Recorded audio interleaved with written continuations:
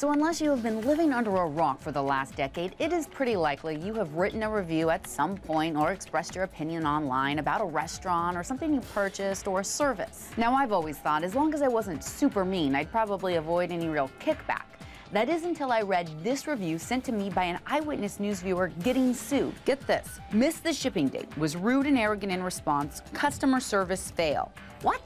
How could that seemingly tame review lead to a lawsuit? By the way, that was all over a $5 purchase, and the seller now wants nearly $5,000 in damages. I decided to make a call to defamation expert Christine Rafin. She tries these cases all the time. When it comes to a customer's experience and their subjective views about the transaction, typically that's not defamatory, and typically they wouldn't be sued for it.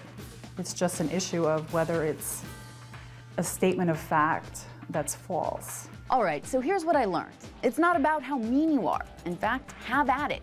Just make sure whatever you're writing, you're making it clear that is your personal opinion, not a fact, because that's where you can get into trouble. Statements of fact can be proven false. In Josh's case, his package came later than he expected. It was the expected arrival date that was missed, not the shipping date, which is what he'll tell you he meant.